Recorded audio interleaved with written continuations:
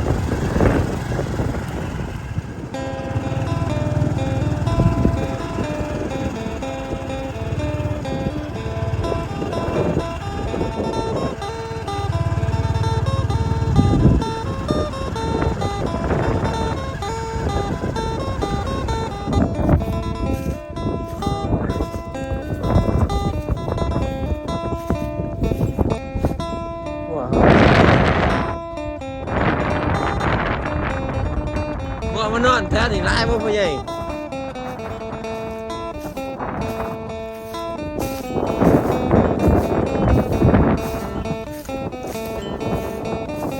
มันนอนอยู่หน้าจับนี่หวะ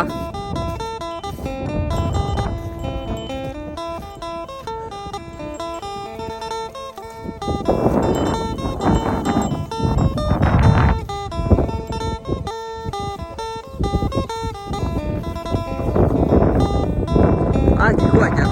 จะเก็บมาใช่หน้าจะลายดีเนาะ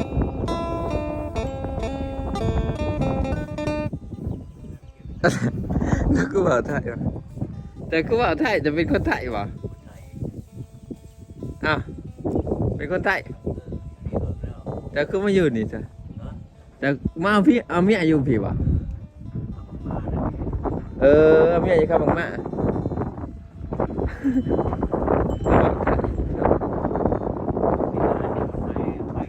โอ้ยจังหวัดไหน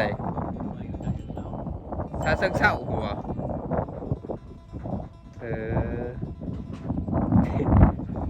เป็นไงอยู่10 กว่าปีล่ะบ่ได้กลับไทยบ่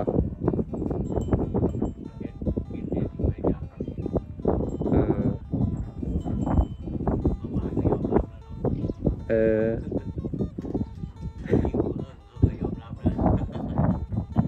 บ่ได้มาหวานได้เนาะขี้ขาดมื้อประเทศไทยบ่ม่วนประเทศละม่วนอยู่หน้าไอ้เนาะบ่ได้เข้าหวานย่ำ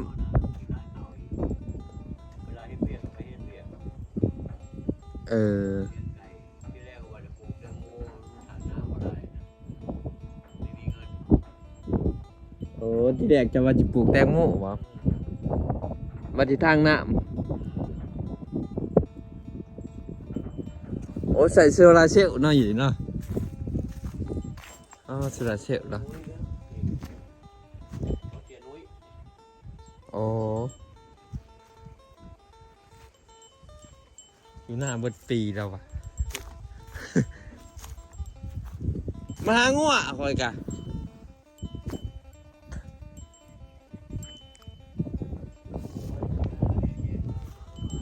จะหน่อยเชี่ยมคำมันก็มาโลมอยู่นี่เบิดบอกอยู่ในป่าไม้เลยมันลมหนาวเลยเป็น100-200-300 ตัว จะนอนผู้เดียวได้อยังนี่เนาะ ผู้เดียวเนี่ยย่านนี้เหรอ หมู่ญาติอย่างนึงเนาะ ใครก็ไม่ให้ดีอ่ะเปิดเผาไอ้เพิงก็เพิ่งเมื่อบ้านลูกหมื่นนึง โอ้ลูกเช้าจะบ่ลูกหมื่นพ่อบ้าน โอ้บ้านอันนี้พ่อบ้านเพียงพ่อบ้านหมื่นนั่นนะ อ๋อ แล้วเบา แต่บ่มีลูกว่าสัตว์โอ้เพื่อนจะอยู่แถวไหนมาคำมาคอยก็อยู่ปักขวายเฮ้ยไปอำนาจยังไง ฮะไปอำนาจบ่ป้ายน้องดูฝั่งนู้นน่ะร้านใหญ่น่ะอีกก็บ้านปากแก๊สน้อยน่ะน้อยกว่าร้านอ๋อบ้านนี้ไอ้ปากแดงไอ้ซ่อมรถไอ้น้องเมียน่ะตรงข้ามกันเลยปลูกเรือนนึงถึงแล้วมาเมีย10 ปลายปีล่ะมาแต่ไทยหุ่นมาแต่ไทยมาสร้างเรือนจะแล้วจะหมดแล้วนะสร้างเฮือนจนแล้วเลยเนาะบ่อยู่เฮือนเนาะมาอยู่หน้าเนาะอีกขานตอนนี้งัวกำลังเริ่มมาเนาะเดี๋ยวถามไปเบิ่งว่าสิมีงัวเฮาอยู่บ่สิเห็นงัวเฮาอยู่บ่เนาะกำลังเริ่มมาบางทีขี้งัวเราออกมาไว้โอ้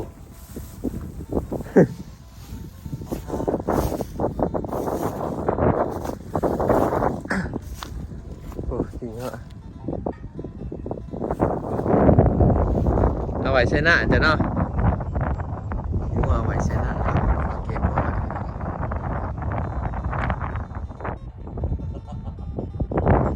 ฮะบ่ขายบ่งัวกำลังเริ่มมา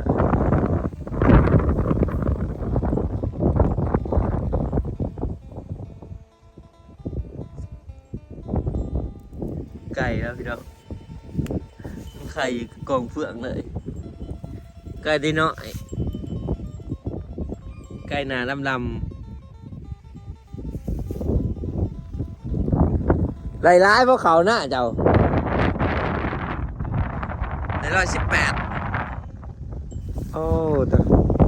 ไล่ร้ายเนาะ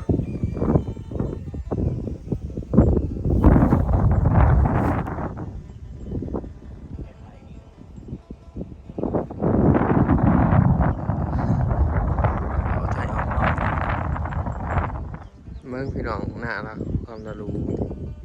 กูกี่แกบแต่ละให้แล้วมาใส่จะคนมาใส่เนาะ อันนี้เราก็ไทยกบไว้บางทีไทยต่อเฟืองไว้อีกขั้วนี่ขี้ง่วนี่ก็จะชวนมาใส่แต่ละมือเนาะ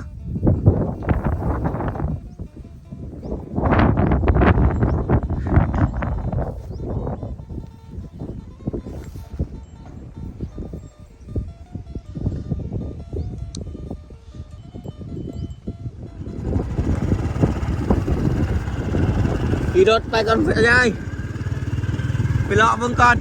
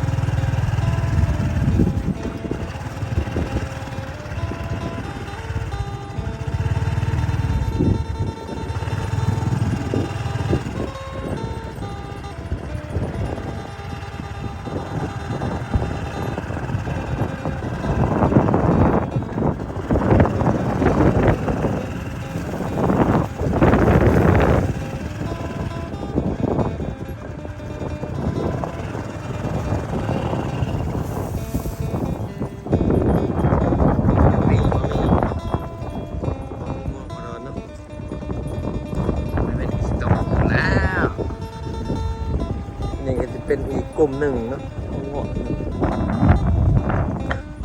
ว่าอยู่ฝั่งหน้านี่เป็นร้านชิมอยกินข้าวว่าเฟื่องยังร้านของเฟื่องที่เขาอยู่ฝั่งหน้าเหมือนเขาที่เก็บเฟื่องไว้เนาะน้อยนักที่จะเก็บเฟื่องไว้นะครับน้อยนักเฟื่องอัดเฟื่องเนาะทำเลยมาหาเราอัดเฟื่องกันเพราะมันไกลจากบ้านหลายกิโลเติบแล้วพี่น้องเอาตีนปุ๊บทางว่านมันเลยอยากคนเฟื่องคนแต่แถวไกลๆนะเดี๋ยวไปถาบอลมันซุ่มนะพุ่นเนาะบอลเข้ามาทำอินพุ่นนะพี่น้องกระชิเพาะอยู่บ่หัวเขามัน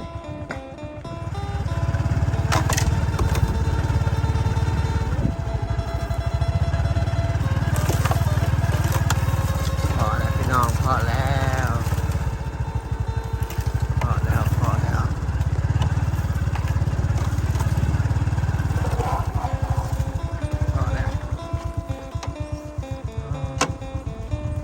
ใส่อยู่กันครบหน้าครบตาอยู่2 4ครบจับพี่น้องเลยตัวหนึ่งมาเห็น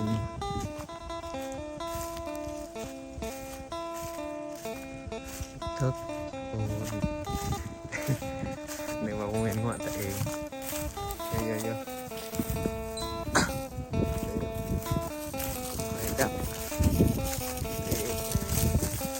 อยู่กับมาอยู่หอดอันมานี่นะกับเยอะ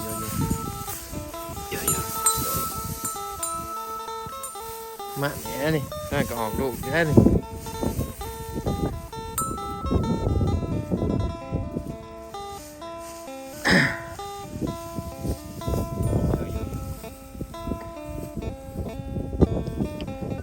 เพื่อนยังร้ายพี่น้องเพื่อนที่ทำงานเนาะ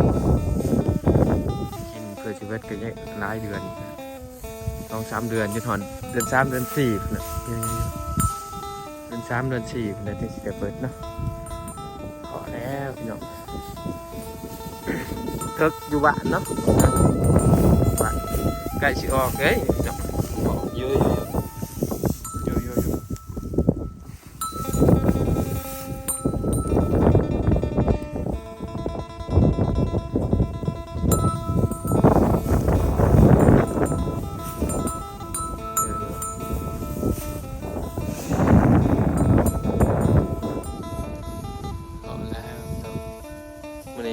มารอนกับมาจอเบิ้งชื่อเนาะพี่น้อง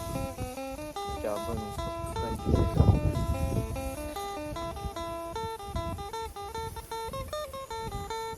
โตพี่น้องเอ็ดเดือน2 เดือนก็ออกมาจากหัวตัวนี้เนาะที่ใส่ตัวผู้ตัวเมียวันออกปีดุเนาะปีกายกันตัวหนึ่งอันนี้สีดำใหญ่นะที่พิชัย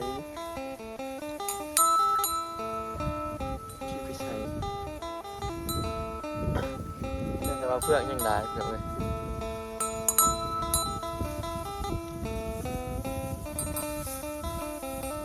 คันคนอื่นบ่ได้ให้จับเลยพี่น้องถ้าคนอื่นจะว่าอย่างมาจับมันบ่ให้จับเพราะว่าเป็นเจ้าของมันกระหุกแล้วงัวมันกระหุกเจ้าของมันคือกันมันให้จับเนาะ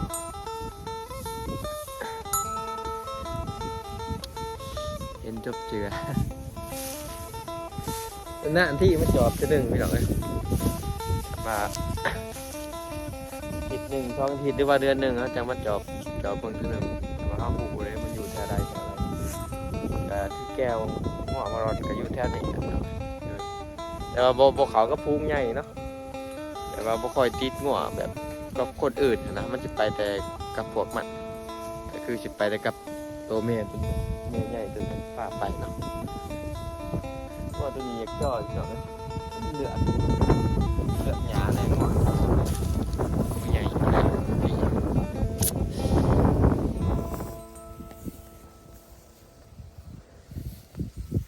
ยาก็คือชีบ่ค่อยมีให้กินแต่พี่น้องเลยเริ่มแห้งมาแล้วเนาะนี่ก็เล็กๆน้อยๆเด็บไปเนาะแต่ก็ใส่แต่ว่ายามแรกฉันกินเฟื่องเนาะเฟื่องอยู่ใช้กับมีพี่น้องเลยแต่เที่ยงมีเพราะอย่างว่าครูเที่ยงเนาะนะไตรกองยังสูงกับยังสูงผู้ยังถึงสูงแบบเพ้นยังร้ายแห้งนะเฟื่องหน้าปีเนาะยังร้ายแห้งทำสิกินนะงวดแต่ว่าแบบงวดอยู่ฝั่งหน้าเป็นเน้นปล่อยเนาะว่าเขาคนคอยเก็บเฟื่องไว้พี่น้องถ้ามันจะปล่อยให้มันกินแถวถงเนาะแต่ว่าช่วงนี้ไฟพวกท่านใหม่พี่น้องหาไฟมาใหม่ก็คือสิเลยกินได้เดือนอยู่เนาะเพิ่มกบหอดเดือน6แหละเฟื่องว่ามันไล่ดีเฟื่องครับพี่น้องอย่าจะไฟใหม่อย่างเดียวอย่าจะเข้าจูดแล้วมันลามเลยใหม่เนี่ยใหม่เบิดได้แทนพี่น้องลามจะเบิดได้แทนลามไป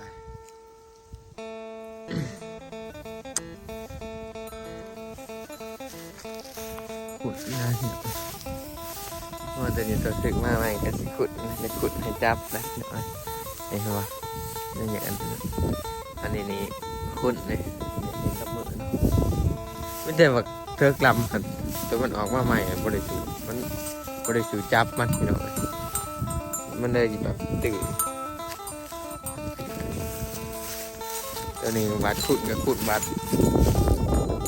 ไม่อยากให้จับของพิการได้ดิเนาะเริ่มใหญ่ดิเดี๋ยวมันลุ้นกันว่าปีนี้มันจะได้ตัวผู้หรือตัวแม่แล้วว่าจะเสียออกนี่นะไปพี่น้องมาลองเทเมื่อเนาะพี่น้องเดินทางกลับพอละโอ้มามันอยู่แถวไหนเนาะกำเลยสิลัดเมื่อทางนี้ด้วยทางบ้านเนาะ